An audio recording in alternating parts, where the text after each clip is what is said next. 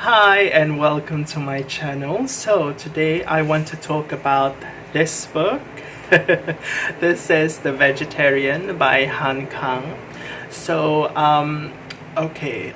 this book was originally written in Korean and it was translated into English by Deborah Smith. And this was actually one of my most anticipated reads this year. I think I heard about this book, first heard of it last year, okay, when I first joined BookTube, and apparently many liked this book, and I was also sort of intrigued by the premise of this book, which basically is about how this one Korean woman who lives in Korea, her name is Young-hye. She decides one day, after a particular dream that she had, she decides to become a vegetarian. And apparently her decision to become a vegetarian is something that that freaks out so many people around her. Like, so many people express their aversion and their distaste towards her decision to go vegetarian, particularly her husband, but also her family.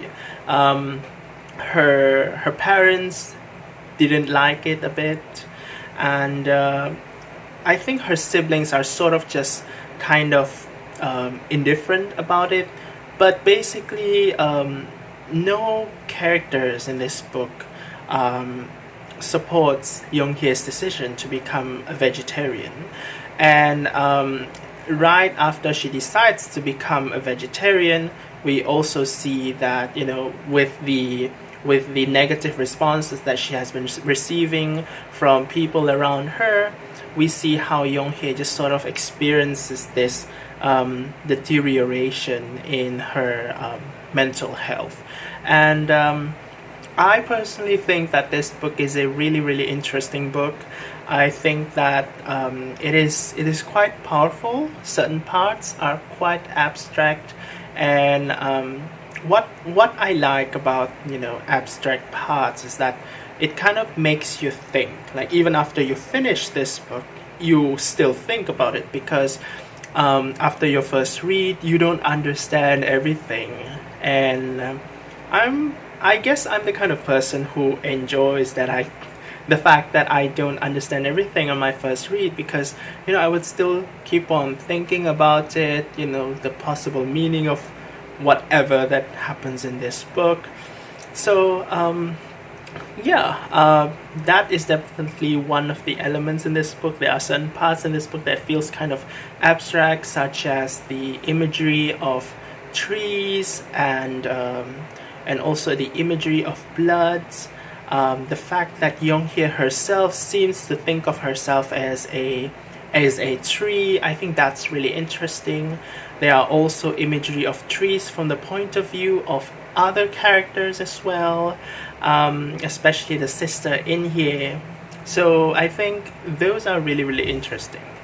So this book is divided into 3 parts. So each of those 3 parts focuses on different characters and how, you know, sort of how they respond to Young-hye's decision to become a vegetarian. So the first part focuses on the husband, Young-hye's husband, who basically is someone who is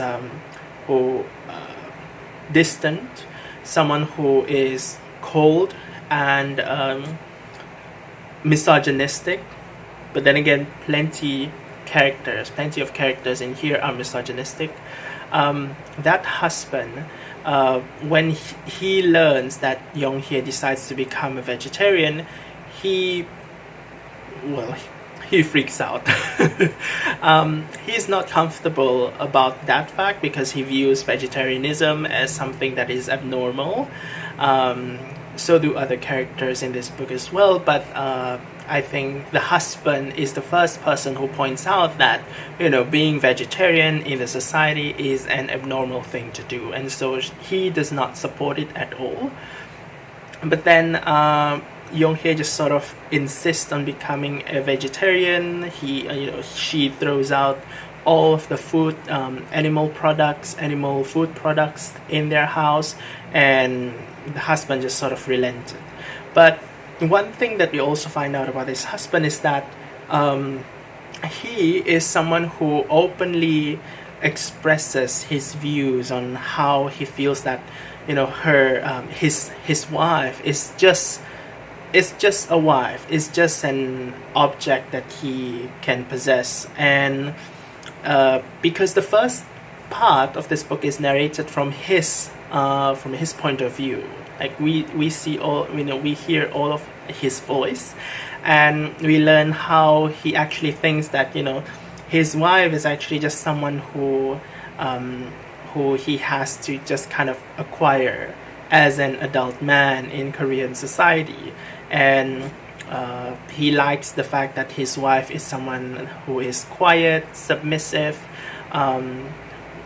unambitious, someone who just stay there and be quiet and stay at home.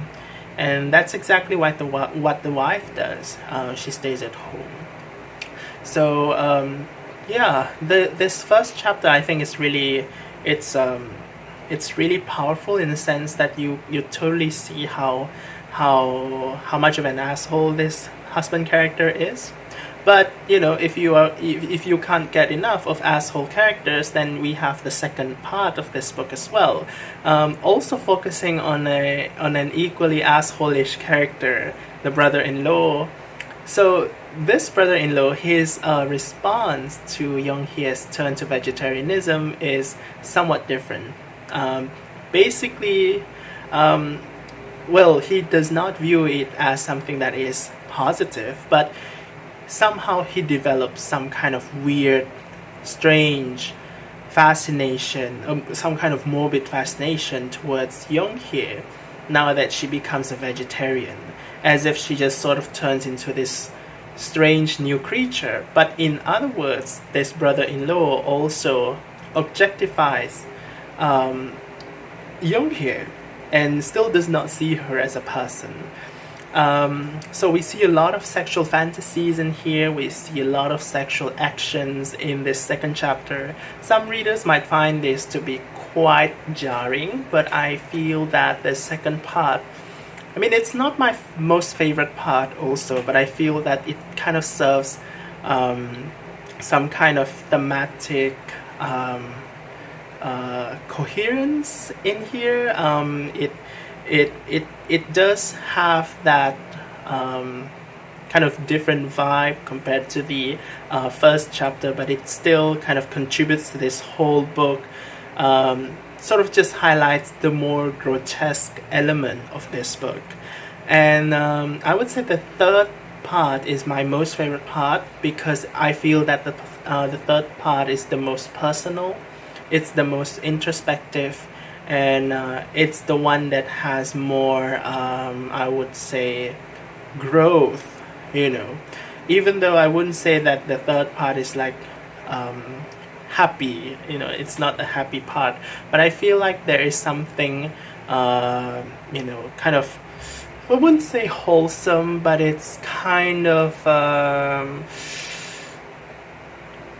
it's the part that got you thinking. It's the part with the most abstract elements. So the third part is it focuses on Young-hye's sister, In-hye. So In-hye also, she does not respond violently to Young-hye's decision to go vegetarian, unlike their parents. Or even the husband. Like, her response is not very extreme, but at the same time she's kind of she is sort of indifferent towards it, maybe a little bit of aversion as well, but as a whole she does not go ballistic on that that decision.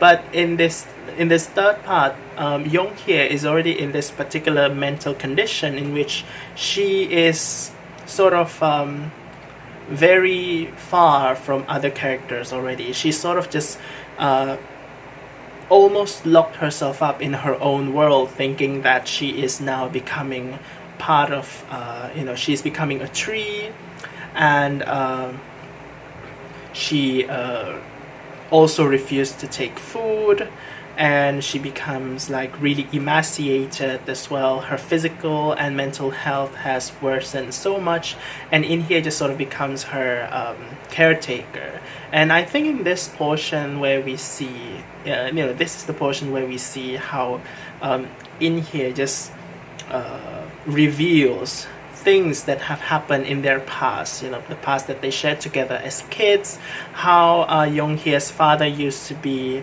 the Yong Hye's father used to be abusive and all that. But at the same time, we also see how In Hye just reflects more on what are the things that she experiences together with Yong Hye, and what are the things that she's thinking about in regards to Yong Hye's current predicament, and what are the possible roles that she could probably have played in contributing to Yong Hye's current situation. And it gets really introspective, and there is some kind of tenderness in this chapter as well, which I really like. So yeah, overall I would say that all three chapters, they are all kind of different in terms of the things that they explore, maybe even with tone as well, slightly different. But I would say that all of these three chapters, they form this like quite coherent story in this novel, and I really like that. The vegetarian is, after all of these things that I say, we could almost certainly say that the vegetarian is not a book about how badly people react to someone who declares that they want to be a vegetarian. Being a vegetarian is not.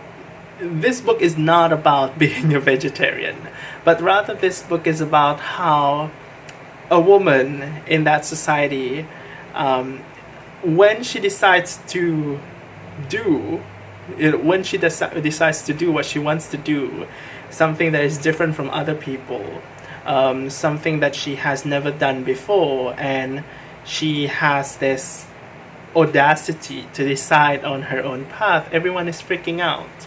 And it's really interesting to see how the background of this novel, which is the a rather patriarchal society, how that particular society reacts to this very simple decision of a woman wanting to become a vegetarian.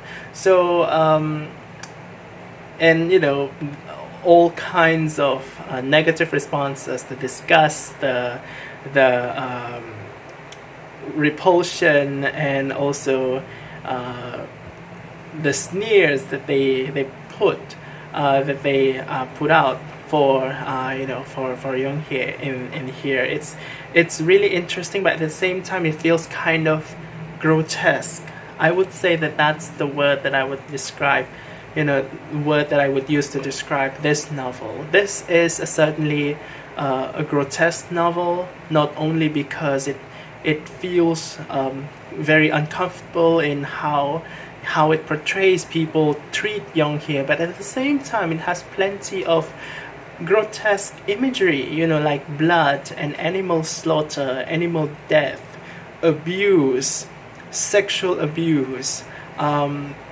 So those are certainly trigger warnings in this book if you are interested in reading it, but if you're not really comfortable with those topics, maybe you would want to reconsider whether you want to try it or not. But yeah, certainly certain things to keep in mind. But if you are interested in a book that sort of just explore a more layered facet of women's experience, I would say, in this case in the Korean society, and I guess you could also extrapolate it to women's experiences in other parts of the world as well. But yeah, this is certainly one of those books that I would certainly categorize as a very highly feminist book. I really like it.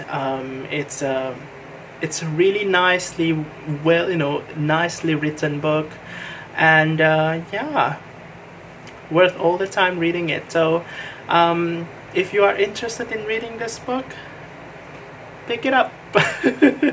So that's it for my rambling on The Vegetarian. So I'm gonna end this video now, and I'll see you again in a different video. So until then, take care, thanks for watching, and bye bye.